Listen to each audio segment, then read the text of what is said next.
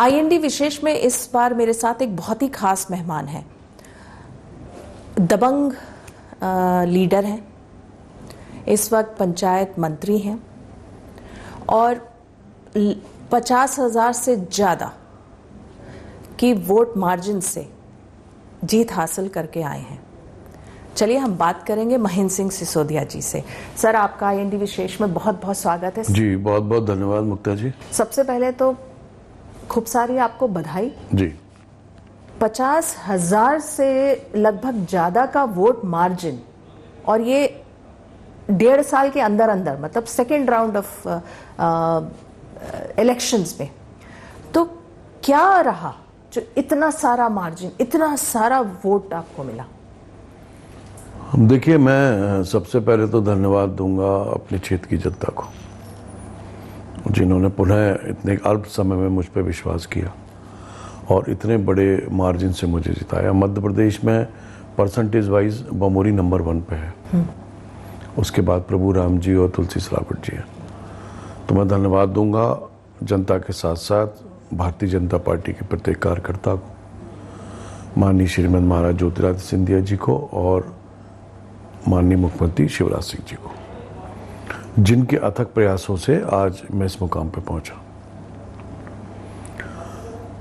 सबसे महत्वपूर्ण बात इस चुनाव की जो थी वो ये थी कि कमलनाथ जी की सरकार ने जिस तरीके से जनता के साथ 15 माह में छलावा किया, हवा में बातें घूमती रहीं और नीचे धरातल पे शून्य बनी रही कांग्रेस पार्टी, उसका भी बहुत असर था। जो झूठे आरोप हम लोगों के ऊपर लगाए गए, गद्दार हैं और बिकाऊ हैं, ये सब बातें जो की गई वो भी जनता में रिएक्शन की तरह आई और मेरा क्षेत्र से जुड़ाव बना रहा। मैं अगर अपने क्षेत्र में अच्छा नहीं कर पाया तो मैंने कभी बुरा नहीं किया, प्रयास किया कि अच्छे से अच्छा हो सके। और इसी कारण मंत्री तो हम पहले भी थे और मंत्री आज भी हैं, किंतु कांग्रेस की सरकार ने काम नहीं किए तो हमने मंत्री पद छोड़ दिया और अपने भविष्य को दांव पर लगाकर एक जुए की तरह हम लोगों ने चौराहे पे खड़े हुए और दोबारा चुनाव लड़े। खतरा था, कुछ भी हो सकता था, मगर जनता के साथ न्याय करने की बात दिल में बैठी हुई थी और उसके लिए कोई भी निर्णय करना पड़ता वो हम लोगों ने किया और आपके सामने उसका पूरा रिजल्ट है। जी, हमें याद है कि हम आपके क्षेत्र में आए थे चुनाव से पहले, आप प्रचार प्रसार कर रहे थे, काफ़ी समय भी हमने आपके साथ बिताया था। उस समय भी आपने कहा था कि मैं 50,000 से ज़्यादा वोटों से जीतूंगा। मैं इस वक्त मानूंगी कि उस वक्त मैंने उस बात को विश्वास नहीं किया था। मैंने ये सोचा था कि हाँ ठीक है, आप जीत जाएंगे if you are so confident, but 50,000 ये तो नहीं था। तो आपके अंदर उस समय भी वो विश्वास था कि 50,000 से ऊपर? ऐसा कैसे? क्यों नहीं था? विश्वास होना चाहिए था। पिछले बार जब चुनाव हुआ था तो मैं 28,000 वोटों से जीता था। हालांकि वो चुनाव ट्रायंगुलर फाइट में था और मुझे पूर्ण विश्वास था कि जो गरीब जनता मेरे क्षेत्र की है वो मेरा साथ देगी, और खास करके जो ट्राइबल वोट है। कांग्रेस की काउंटिंग थी कि ट्राइबल वोट तो कांग्रेस का ट्रेडिशनल वोट है, बट पहली बार ट्रेडिशनल वोट को हमने भारतीय जनता पार्टी में मोड़ा और भारतीय जनता पार्टी का जो कैडर है और जो उनका वोट बैंक है वो हमको मिला ही।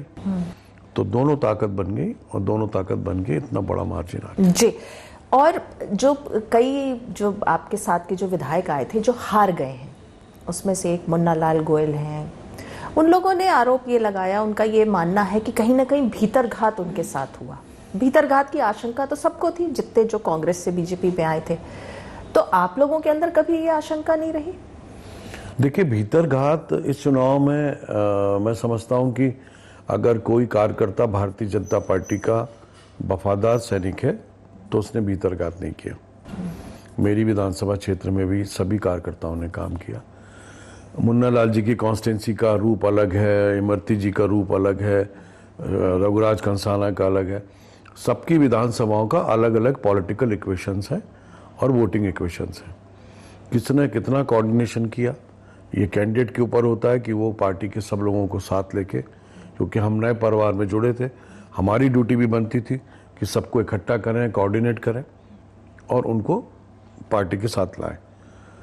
कहीं कमियां रही होंगी, इसलिए ये 2-4-5 सीटें हमारी हम लूज कर गए। बाकी आप देखें कि जो भी सीटें जीती हैं वो सब जबरदस्त मार्जिन से जीती हैं। इसी पे मैं ये बताना आपसे पूछना चाहूंगी कि कांग्रेस का ये आरोप है कि बीजेपी और आप लोग मतलब जो विधायक आए थे सिंधिया जी के साथ, आप सब लोगों ने जो है अफसरशाही, अफसरों पर दबाव डाला, चाहे वो दबाव है या धन बल से, और आप लोगों ने इस वोट जो जीते हैं उसको मैनेज किया है। तो इस आरोप को आप इस पर कैसे जवाब? आप मुझे बताइए, जब पिछले इलेक्शन 28,000 से मैं जीता तब तो मैं कांग्रेस का कैंडिडेट था और बीजेपी की सरकार थी, तो 28,000 वोट कैसे आ गया? ये सब बातें बेकार की बातें हैं। कोई अधिकारियों का मैनेजमेंट नहीं होता, कोई वोटिंग मशीन में कोई डिस्टर्बेंस नहीं होता। जनता जिसको चाहती है उसको सिरमौर बनाती है, जनता जिसको चाहती है सड़क पे ले आती है। और कांग्रेस पार्टी के पास इन सब बातों के अलावा कहने को कुछ है ही नहीं है। जिस दिन वोटिंग हो रहा था और जिस हिसाब से वोटिंग परसेंटेज हो रहा था, मतलब जिस हिसाब से वोटर टर्नआउट हो रहे थे, तो उस समय कांग्रेस बहुत उत्साहित थी और जो राजनीतिक पंडित हैं वो भी थोड़े से हैरान थे, क्योंकि जब वोट प्रतिशत ज्यादा होता, वोटिंग ज्यादा होता, तो ये माना जाता है कि कहीं ना कहीं ये सत्ता के विरुद्ध है या कहीं ना कहीं थोड़ी बहुत एंटी इनकम्बेंसी फैक्टर है। तो कांग्रेस बहुत उत्साहित थी कि वो जो वोट परसेंटेज बढ़ा है वो उनके फेवर में जाएगा, लेकिन ये तो पहली बार ऐसा देखने को मिला कि वोटिंग भी ज्यादा हुई, वोट परसेंटेज बढ़ा और जो सत्ता के जो लोग हैं उन्हीं के पक्ष में गया। देखिए मुक्ता जी, मैं आपको स्पष्ट बताना चाहता हूँ, मेरा जो एनालिसिस है, जनता को यह मालूम था कि 3 साल शिवराज सिंह जी की सरकार रहेगी और 3 साल के बाद आम चुनाव के बाद भी भारतीय जनता पार्टी की सरकार रहेगी, क्योंकि सिंधिया जी के बीजेपी में आने के बाद कांग्रेस शून्य पे खड़ी हो गई, सड़क पे खड़ी हो गई। जनता बहुत समझदार हो चुकी है। जनता ने सरकार को वोट दिया और अपने भविष्य को वोट दिया और कांग्रेस पार्टी को दरकिनार कर दिया, क्योंकि लीडरशिप नाम की चीज मध्य प्रदेश में कांग्रेस पार्टी में नहीं बची है। आपके पास कैडर नहीं है, आपके पास फेस नहीं है, फिर किस चीज को लेकर आप जनता से अपेक्षा करते हो कि वो आपको वोट देगी? कांग्रेस पार्टी कभी कैडर बेस्ड पार्टी नहीं रही, फेस की पार्टी रही है। चाहे वो इंदिरा जी हो, चाहे जवाहरलाल जी हो, चाहे राजीव गांधी जी हो, चाहे इवन सोनिया गांधी जी हो, फेस दिखाकर ही कांग्रेस पार्टी ने अभी तक सत्ता दी, कैडर नहीं है उनका। और यही पिछले चुनाव में हुआ कि सिंधिया जी के चेहरे को दिखाकर कांग्रेस ने सरकार बनाई। ग्वालियर चंबल संभाग में 26 सीटें जीते हम, और वही एक कारण था कि मार्जिनल विक्ट्री कांग्रेस पार्टी की हुई, जबकि वोटिंग परसेंटेज भाजपा का ज्यादा रहा जी। इस चुनाव में जनता ने ये निर्णय कर लिया कि 3 साल शिवराज जी की सरकार रहनी है और भविष्य भी भारतीय जनता पार्टी का है। और ये जो वोट का वर्डिक्ट आया है, ये इन्हीं चीजों के लिए ऊपर आया। यहाँ पे जब आपने ग्वालियर चंबल संभाग की बात की तो वहां पे 16 सीट थे इस बार उपचुनाव में, 7 चले गए कांग्रेस के पास और एक जो आप लोग बिल्कुल कम मार्जिन से बीजेपी ने जीता है, अगर वो भी चला जाता तो आप लोग 50-50 में खड़े हो जाते, बीजेपी और कांग्रेस। तो आप कांग्रेस इसको कह रही है ना कि सिंधिया जी का जादू नहीं चला उनके संभाग में। इसको ये भी तो देखिए आप, इस बात को इससे भी तौलिए कि विधायकों के खिलाफ भी तो एंटी इनकम्बेंसी थी। अपने क्षेत्र में नहीं जाना, लोगों से संपर्क नहीं करना, काम नहीं होना, तो इन सब बातों को कहां काउंटिंग करोगे आप? सिंधिया जी का करिश्मा तो हमेशा चला है और चलेगा। शिवराज और महाराज की जोड़ी इन 3 साल भी इलेक्शन में आई है और इसके बाद आम चुनाव में भी आई है। जी, शिव ज्योति अब उनको कहा जाने लगा है। ये शिव ज्योति एक्सप्रेस है, चल गई, बिल्कुल चल नहीं गई, दौड़ने लग गई है, दौड़ने लग गई है। अब जैसे है अभी इन दिनों जैसे बात चल रही है कि जो मंत्रिमंडल विस्तार है वो मुख्यमंत्री जी कह रहे हैं कि बाद में होगा, आराम से होगा। वीडी शर्मा जी अध्यक्ष बन गए, उनको भी अपनी कार्यकारिणी बनानी है, वो भी डिले होता जा रहा है। तो कहीं ना कहीं यहाँ पे अब बीजेपी में इस तरह का हो रहा है कि सिंधिया जी आप थोड़ा सा समझिए, अंडरस्टैंड करिए, क्योंकि पहले तो आप आए थे, सिंधिया जी और आप लोग आए तो सत्ता बीजेपी को उनके कारण मिली, तो आप लोगों को एडजस्ट किया गया कैबिनेट में एंड गुड पोर्टफोलियोज। अब दोबारा आप लोग सब जीत गए, अच्छे मार्जिन से जीते हैं विद अ फ्यू हिकअप्स। तो अब से फिर सिंधिया जी का जादू चल ही रहा है। तो अब बीजेपी में ये लग रहा है कि अगर कार्यकारिणी में भी सिंधिया जी के ही लोग, मंत्रिमंडल में सिंधिया जी के लोग, तो बीजेपी अपने लोगों को कैसे एडजस्ट करेगी? सब एडजस्ट करेगी ना, क्यों नहीं करेगी। आज मुख्यमंत्री जी भारतीय जनता पार्टी के हैं, बीडी शर्मा जी भारतीय जनता पार्टी के हैं। हाँ। सिंधिया जी के साथ जो हजारों लोग आए हैं, लाखों लोग आए हैं, उसको भी रिकॉग्नाइज करना पड़ेगा। नहीं, करना तो पड़ेगा और कर रहे हैं। भारतीय जनता पार्टी ने सिंधिया जी के सभी लोगों को रिकॉग्नाइज किया है। तो उसी के कारण और तो आज सिंधिया जी और भारतीय जनता पार्टी अलग नहीं है। They are all united and they are all one. नहीं, ये तो सही है, लेकिन उन लोगों का क्या जो शुरू से बीजेपी में रहे हैं? आप लोग तो अभी आए, जो शुरू से बीजेपी में हैं, अगर यही सारे लोग जो सिंधिया जी के साथ आए हैं उनको एडजस्ट करेंगे तो बीजेपी के पुराने शीर्ष नेताओं ऐसा नहीं है। बीजेपी के लोगों का स्थान अलग है। कोई सिंधिया जी के पूरे लोगों को थोड़ी कर रहे हैं, थोड़े बहुत परसेंटेज में करेंगे, बाकी तो भारतीय जनता पार्टी। और अब सिंधिया जी और बीजेपी अलग नहीं है। मैंने आपको बोला ये पूरी कंबाइंड एक फैमिली भारतीय जनता पार्टी हो चुकी है। और हाँ, मंत्रिमंडल का ये तो प्रेरोगेटिव है मुख्यमंत्री जी का, जब चाहे मंत्री हटाएं, जब चाहे मंत्रिमंडल विस्तार करें। हम लोग भी जब पिछले बार मंत्री बने तो 2 महीने 3 महीने बाद मंत्री बने थे। गोविंद जी और तुलसी जी पहले बन गए थे। तो चलता रहता है और ऐसी कोई दिक्कत वाली बात नहीं। अच्छा, आपने अभी जैसे कहा था कि कांग्रेस कार्डर बेस्ड पार्टी नहीं है, फेस वैल्यू की पार्टी है। अब आप लोग बीजेपी में आए हैं और यहाँ बहुत चीजें अलग हैं, बिल्कुल अलग है। अगर हम कहें तो चॉक एंड चीज जैसा है, वाटर या ऑयल कह सकते हैं। तो आप लोग कैसे एडजस्ट कर रहे हैं? मतलब देखिए, भारतीय जनता पार्टी दोनों की है आजकल, फेस भी है और कैटर भी है। मोदी जी का फेस है, शिवराज जी का फेस है, सिंधिया जी का फेस है और कैटर भी है। तो पूरे देश में उसी का परचम फहरा है। कांग्रेस के पास ना तो फेस बचा और ना कैटर बचा। मैंने पूछा आप लोग कैसे यहाँ पे एडजस्ट हो रहे हैं? आप लोग को भी तो टीथिंग प्रॉब्लम्स होती होंगी ना? होती है। मैं तो अपने आप को भारतीय जनता पार्टी के लोगों से मिक्स करता हूँ, उनसे सीखता हूँ। और मेरे को तो ये महसूस ही नहीं होता कि मैं कांग्रेस छोड़ के भारतीय जनता पार्टी में आ गया। मैं तो आई एम वेरी हैप्पी। बहुत अच्छी, मतलब इतनी जल्दी आप मिक्स हो गए? बिल्कुल।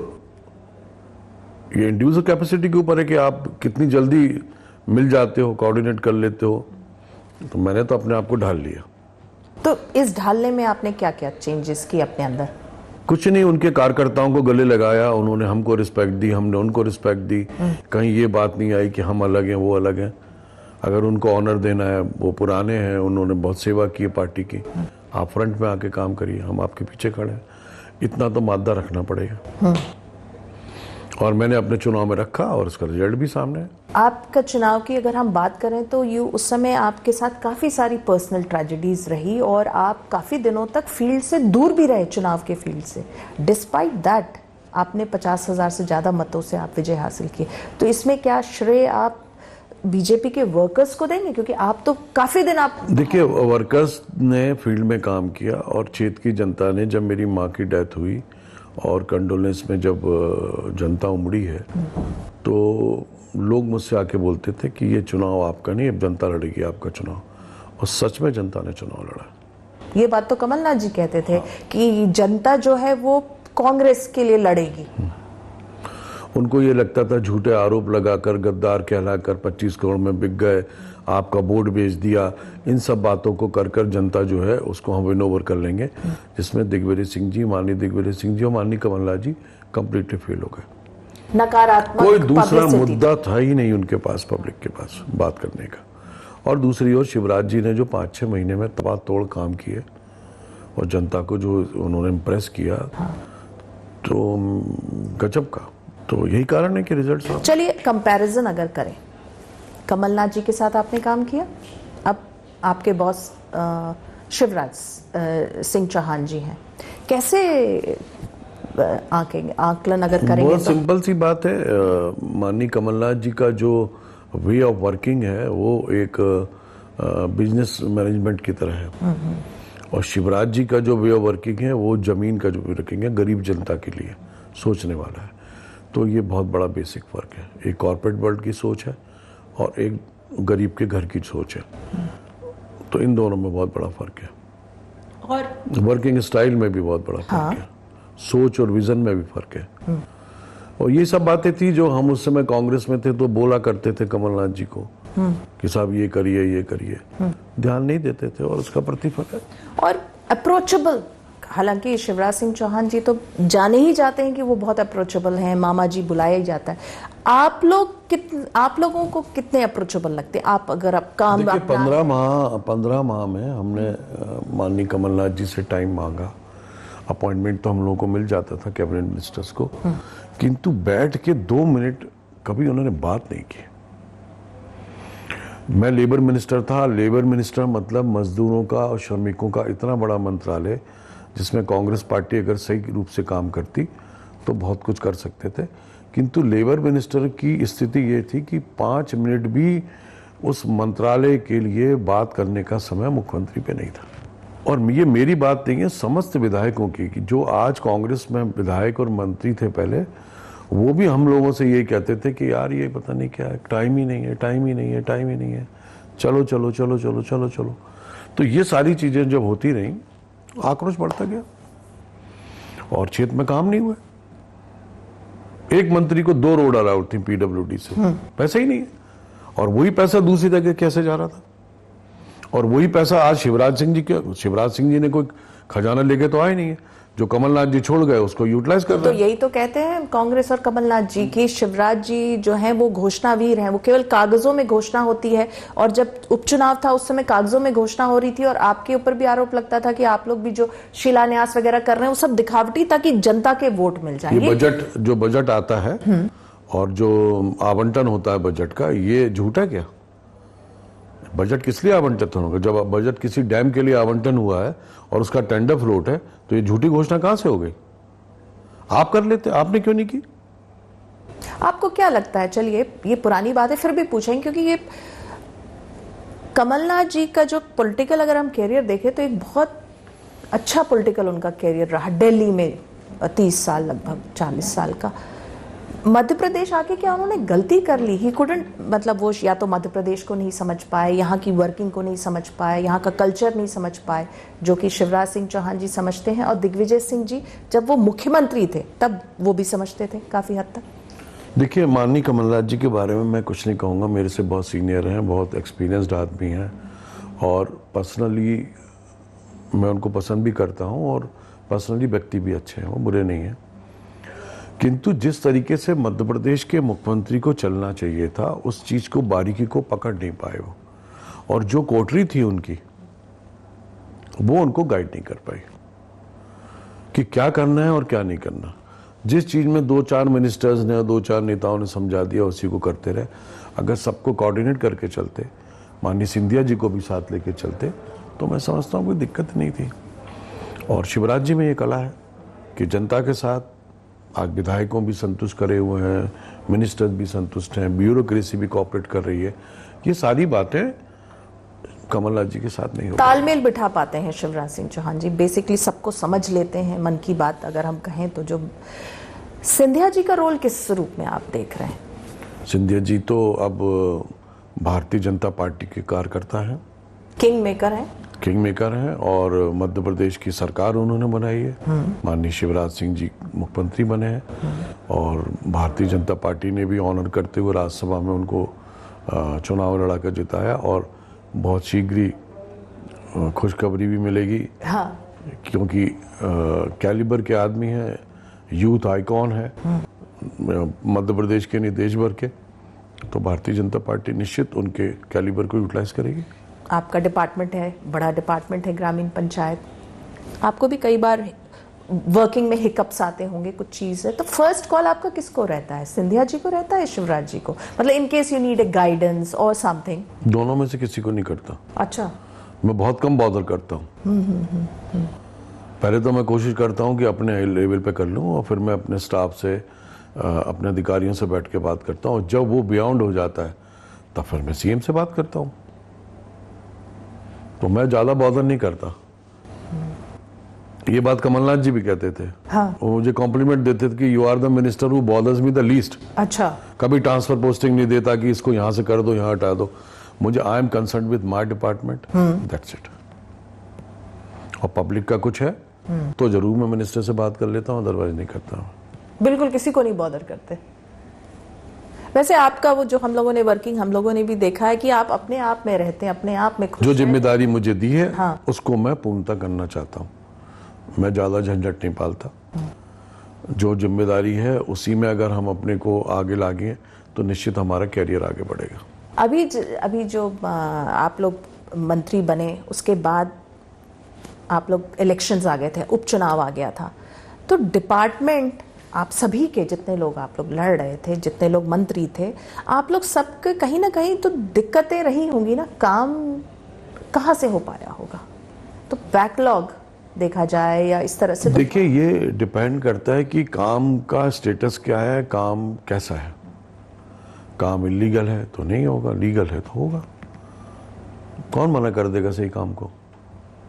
कोई ब्यूरोक्रेट मना नहीं कर सकता कि नहीं इसको मत करिएगा। और फिर अपनी अपनी पर्सनालिटी है, अपना अपना मेंटल कैलिबर है, कौन कैसे डील करता है। वैसे मैंने आपको इंट्रोड्यूस भी किया था कि दबंग लीडर है आप, तो दमदारी से दबंग तो नहीं, मैं सज्जन लीडर हूँ। अच्छा, हाँ, दबंग तो नहीं कह सकते। दमदारी से तो करा लेते हैं। हाँ, दमदार हूँ, स्ट्रेट फॉरवर्ड हूँ। हाँ, दमदार जो कहना है हाँ। वो कहूंगा, जो करना है मुझे करना है। और एक और आरोप जो बार बार लगता है शिवराज सिंह चौहान की जो वर्किंग है, हम जैसे 15 साल पहले भी वो जो मुख्यमंत्री थे और उनको कहा जाता है कि ब्यूरोक्रेसी बहुत हावी रहती है, ऐसा आप भी देखते हैं क्या? समझते हैं? हावी का नहीं कह सकते, मगर ब्यूरोक्रेसी को भी कोऑर्डिनेट करके चलना पड़ता है और उनसे सीखने की भी जरूरत होती है ब्यूरोक्रेसी से। और अच्छे लोग होने चाहिए टीम के अंदर, तो शिवराज जी के हैं, बहुत अच्छे लोग हैं। ब्यूरोक्रेसी हावी होती है ऐसा नहीं है? ब्यूरोक्रेसी क्या हावी होगी? अगर मुख्यमंत्री अगर ध्यान नहीं दे रहा है तो ब्यूरोक्रेसी हावी हो जाती है। और अगर विजिलेंट मुख्यमंत्री है तो काय के लिए होगी वो? अगर हम मंत्री हैं और विजिलेंट है तो हम पे कैसे हावी हो जाएगी कोई चीज़? अभी आपको फिर से पीछे ले जाऊंगी। जब चुनाव था उस समय दिग्विजय सिंह ने रेड कार्ड आप लोगों के जारी किए थे, 35 करोड़ में आप सब बिक गए, काफ़ी सारे। आप लोगों ने मानहानि भी लगाया है।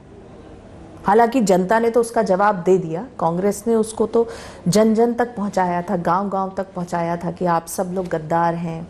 और सिंधिया जी की तुलना कर ली गई थी, वो झांसी की रानी वाला वो हिस्ट्री का एपिसोड निकाल के, तो वो गद्दारी को तो बहुत उन्होंने प्रचारित किया था। हालांकि जनता ने उसका जवाब दे दिया, आप लोगों को इतने सारे वोट से जिताया। लेकिन जो ये जिस तरह से ये जब टैग लगता है आप लोग के ऊपर, हालांकि अभी नहीं है, फिर भी कैसा लगता है? मतलब कैसा मतलब ये सवाल अजीब है पूछना, कैसा महसूस करते थे या हाउ डज इट फील? शुरू में तो अच्छा नहीं लगा था कि क्या ये हमारे ऊपर आरोप लगा रहे हैं, किंतु बाद में जब देखा कि पॉलिटिक्स में तो ये आम बातें हैं झूठे आरोप लगाना, और कुछ है तो साक्ष्य लाइए, एविडेंस लाइए। आज का जमाना एविडेंस का है। किसी के बारे में कुछ कहना कि इसने ये खा लिया, उसने ये कर लिया, ये सब बुलशिट है। हम लोग अपना कैरियर दाव पे लगा के आए, मंत्री पद छोड़ा, विधायक तो यही तो कहते हैं लोग कि कोई मंत्री पद या कैरियर, एक छोटा सा सरपंच भी नहीं रिजाइन करता, तो आप लोगों को लालच ना हो तो क्यों रिजाइन करें? 25 करोड़ के लिए करेंगे? एक कैबिनेट मंत्री का 25 करोड़ का है, मुझे तो 2000 रुपये महीना दे दिया करो, मैं खर्चा निकाल लूंगा। अच्छा, तो कुछ भी आरोप लगा देना। और मैंने तो अपने मन में विचार किया था कि मैं इलेक्शन में इसको काउंटर नहीं करूंगा। मैं चाहता तो पहले भी काउंटर कर देता, किंतु मैंने इसलिए नहीं किया क्योंकि मैं चाहता था कि ये वर्डिक्ट जनता की तरफ से आना चाहिए, और जनता ने हमको क्लीन चिट दी और इन सबके मुंह बंद हो गए। चलिए, ये तो हमने आप बहुत सारी बातें की सर आपके एज अ पॉलिटिशियन। पर्सनल अगर कहें, एज अ पर्सन कैसे हैं सिसोदिया जी? इसका आकलन मैं थोड़ी कर सकता हूँ कि मैं कैसा हूँ। मैंने पर्सन से कहा, मतलब मैं पर्सन। स्ट्रेट फॉरवर्ड हूँ और ऑनेस्ट आदमी हूँ, इमोशनल हूँ, और गाने बहुत अच्छे गाते हैं। हाँ, गाया करते थे। अब क्या गाएंगे? स्कूल टाइम पे नहीं, school I time was supposed to be the best singer in my school days. अच्छा गाते थे, वेरी मतलब एक्सीलेंट स्पोर्ट्स पर्सन आल्सो। हाँ, सैनिक स्कूल में पढ़ा मैं, और तो अच्छा। पॉलिटिक्स में फिर कैसे आ गए? मेरी फैमिली पॉलिटिक्स में रही। मेरे grandfather he was MLA from Chanchoda twice. मेरे फादर कोऑपरेटिव के लीडर है, he was chairman cooperative bank, और ग्रैंडफादर तो फ्रीडम मूवमेंट में भी रहे चंद्रशेखर आजाद जी के साथ में। तो वो धीरे धीरे करके मैं मतलब आ गया पॉलिटिक्स में। मैं डॉक्टर बनना चाहता था, बट वो नहीं हो पाया।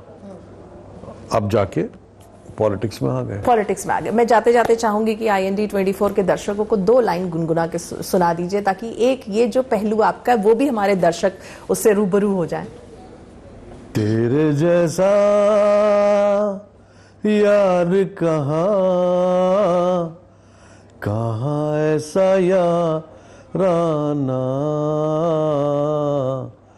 याद करेगी दुनिया तेरा मेरा अफसाना। ये महाराज और मेरा अफसाना है। सर, आपने IND 24 से बातचीत की, आपका बहुत बहुत धन्यवाद और हमारी शुभकामनाएं आपके साथ हैं। तो ये इस बार IND विशेष में हमारे साथ एक बहुत ही विशेष मेहमान थे। उन्होंने कहा दबंग मत बोलिए, उन्होंने कहा दमदार बोलिए, स्ट्रेट फॉरवर्ड हैं, जनता के बीच से चुन के 50,000 से ज्यादा मतों से जनता ने उनको जिताया है इस बार के उपचुनाव में। और उनका कहना है कि जिस तरह से आरोप उनके ऊपर लगाते थे कांग्रेस वाले कि वो गद्दार हैं, वो पैसे पे इसके कारण बिक गए, तो उन्होंने कहा मैंने इसका काउंटर नहीं किया क्योंकि मैं चाहता था कि मेरी क्षेत्र की जनता इसका जवाब दे, जो कि जनता ने जवाब दिया है 50,000 से ज्यादा मतों से उनको जिता के। IND विशेष में इस बार इतना ही। अगले हफ्ते में एक बार फिर से मुलाकात करेंगे एक नए मेहमान के साथ। तब तक के लिए दीजिए हमें आज्ञा। नमस्कार और आप देखते रहिए IND 24।